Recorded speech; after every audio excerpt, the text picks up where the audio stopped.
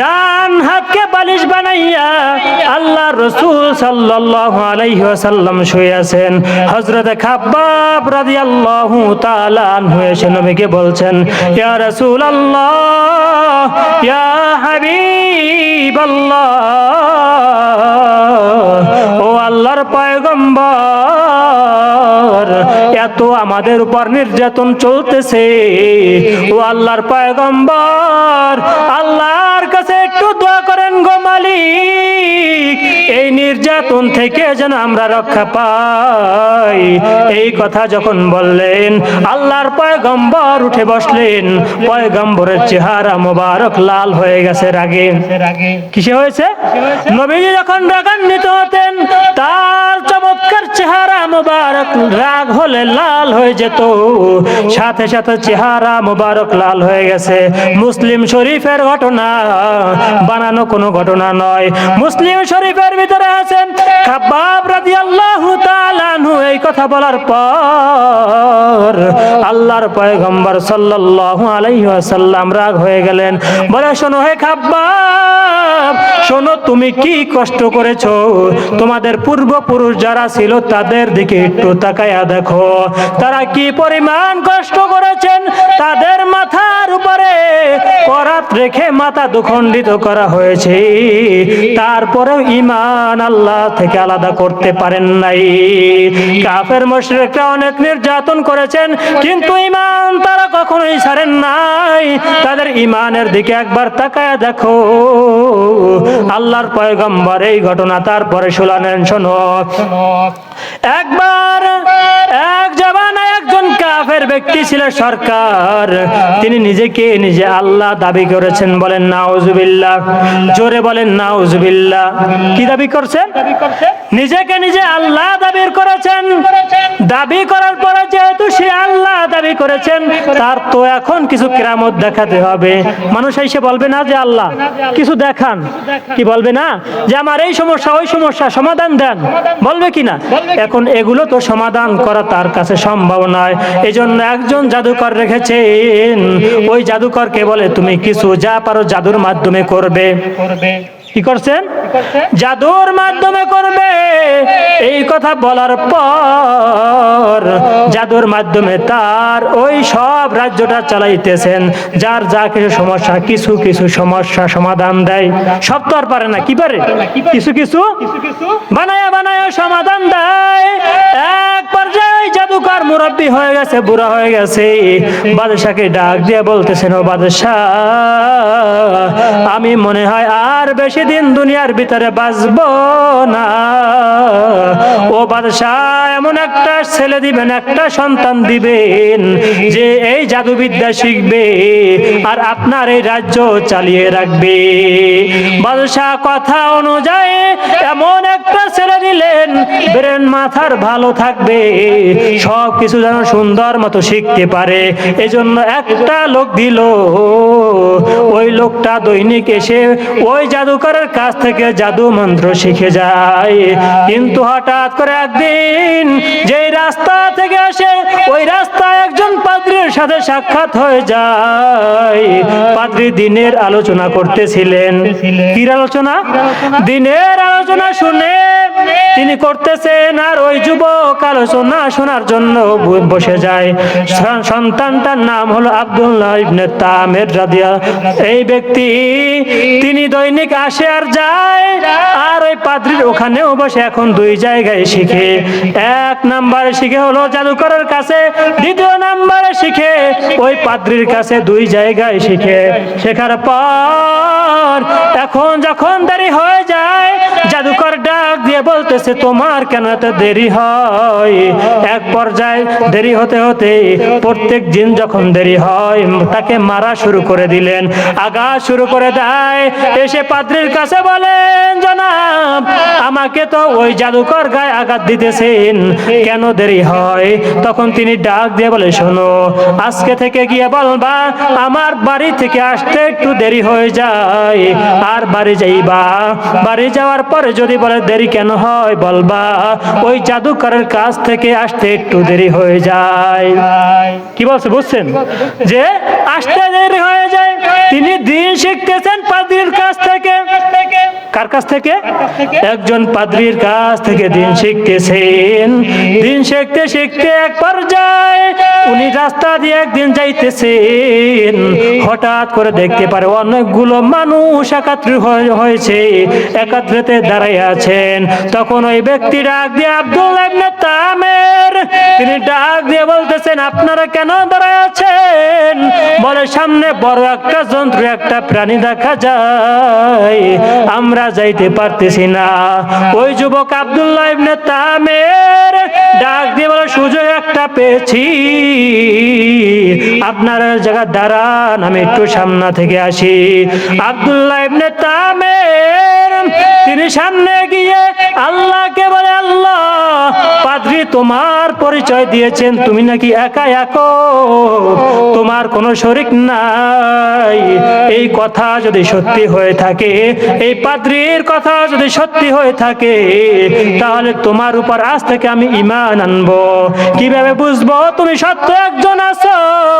ডাক দিয়ে বলতেছেন, আমি একটা পাথর নিলাম, এই পাথরটা ওই প্রাণীটার মাথার উপরে মারবো, আর মাথার উপরে পড়ার পর ওই প্রাণীটা যেন সাথে সাথে মারা যায়। কি হয়? প্রাণীটা যেন সাথে সাথে মারা যায়। এই কথা বলার পর ওই পাথরটা ধরে প্রাণীটার গায়ে মারলো, সাথে সাথে প্রাণীটা বিদায় হয়ে গেল, মারা গেল।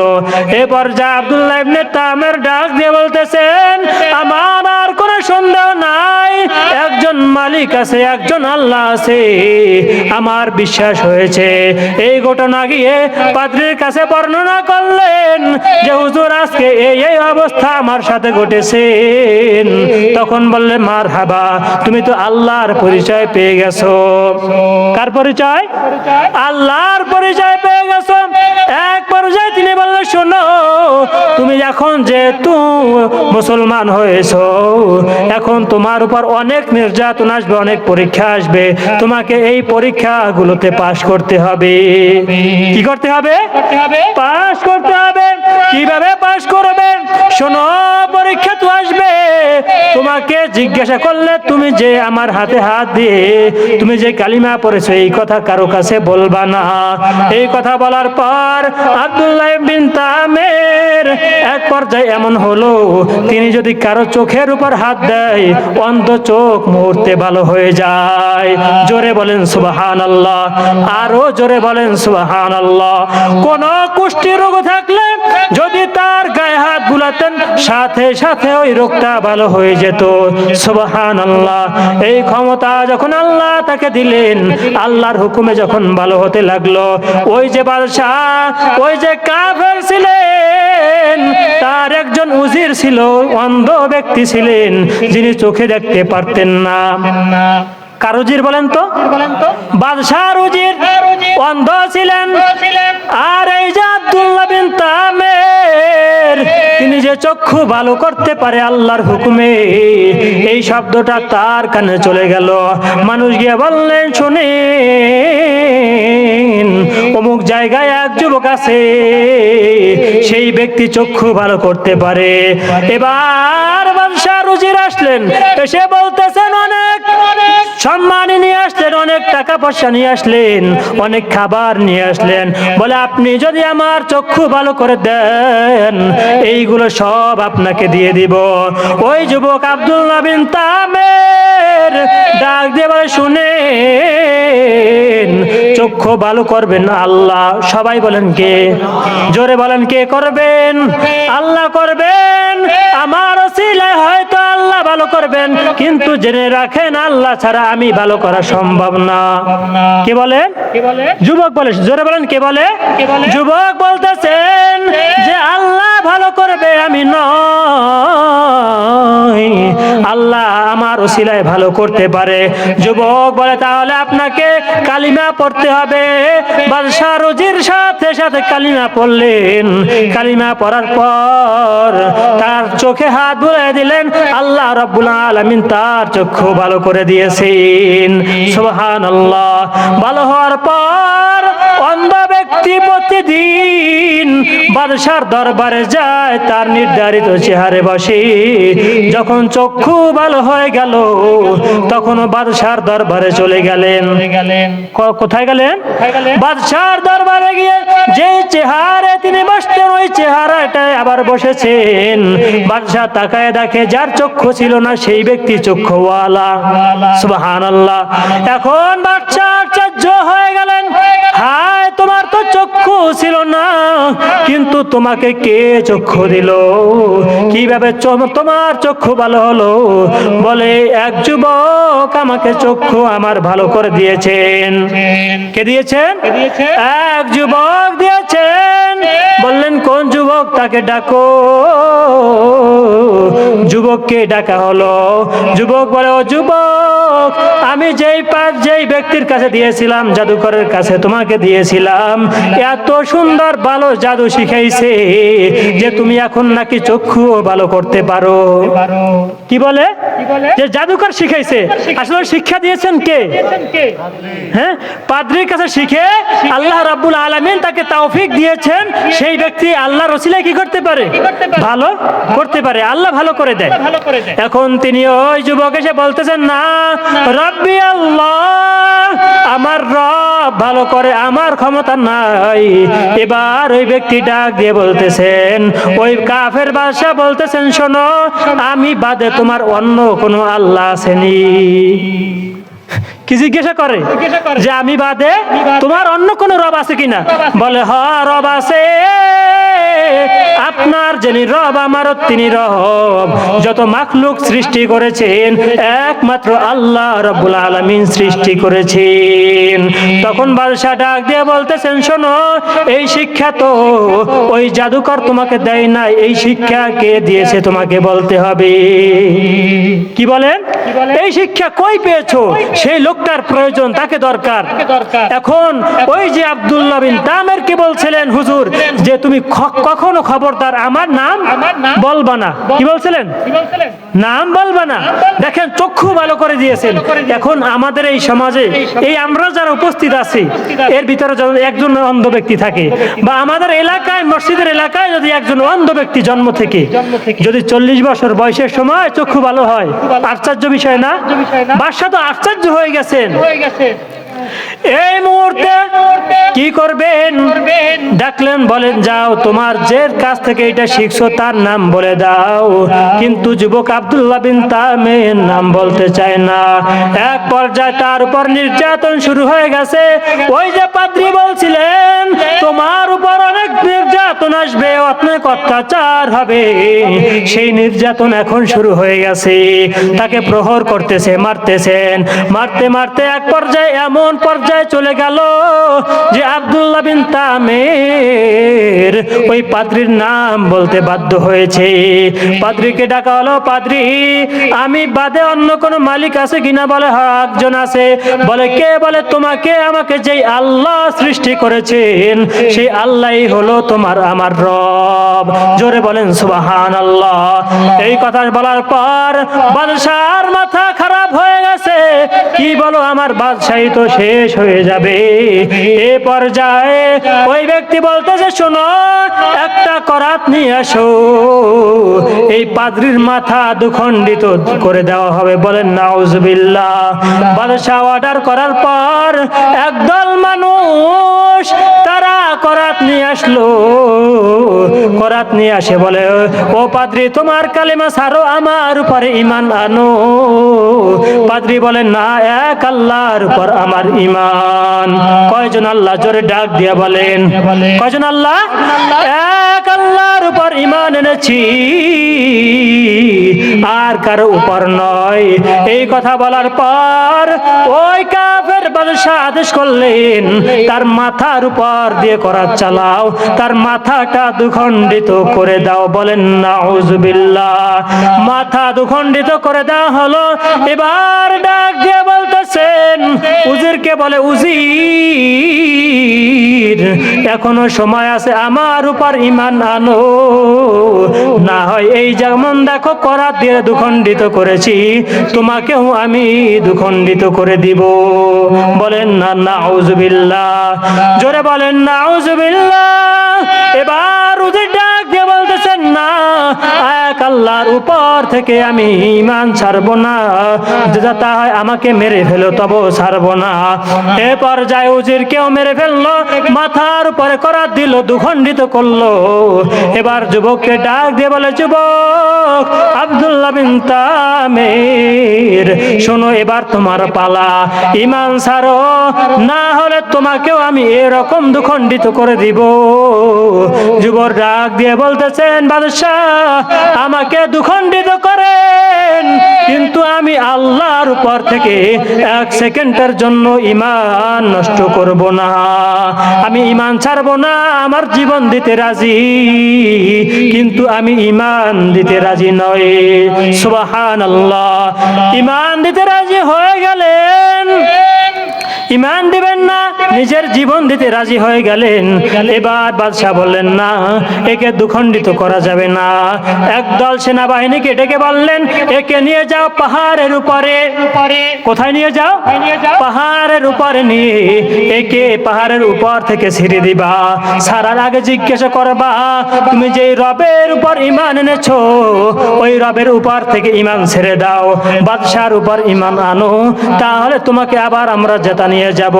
পাহাড়ে ওঠাবার পর জিজ্ঞাসা করলেন, তুমি কি এখনো রবের উপর ঈমানে অটল আছো কিনা? বলে হ্যাঁ। বলে তোমাকে এখন এই পাহাড়ের উপর থেকে ছেড়ে দিব। বলে স্যারও কোনো সমস্যা নাই, আমি ঈমান দিতে কখনো রাজি হই নাই আর রাজি হব না। আল্লাহ রাব্বুল আলামিন সব দেখেন কি দেখেন না? জোরে বলেন। সব কিছু আল্লাহ রাব্বুল আলামিন দেখতেছেন, আল্লাহ রাব্বুল আলামিন দেখতেছেন। আল্লাহ রাব্বুল আলামিন পাহাড়কে এমন একটা কম্পন দিল, যেই সেনাবাহিনী সব পাহাড়ের উপর থেকে কাঁপতে কাঁপতে পড়ে মারা গেলেন। কি করছেন? সব মারা গিয়েছেন। মারা যাওয়ার পর ওই আব্দুল্লাহ বিন তামির হেঁটে হেঁটে আবার বাদশার দরবারে চলে আসছে। বলে, ও কি আমার যে সেনাবাহিনী তারা কই? বলে, তারা তো মারা গেছে, তারা তো বেঁচে নাই। বলে, তুমি কিভাবে আসলা? বলে, আমার আল্লাহ আমাকে হেফাজত করে আমাকে নিয়ে এসেছেন। বলেন না সুবহানাল্লাহ। এবার আর একজন সেনাবাহিনীকে ডাক দিয়ে বলতেছেন, যাও একে সমুদ্রের ভিতরে নিয়ে যাও, সমুদ্রে ডুবাইয়া তাকে মারো, জাহাজে নিয়ে যাও হলো। যখন তাকে হালাবে নদীর ভিতরে, সাগরে ফালাবে, এই মুহূর্তে আব্দুল্লাহ বিন তামির ডাক দিয়ে বলতেছেন, আল্লাহ সব কিছু তোমার হাতে, তুমি আমাকে বাঁচাইয়া দাও।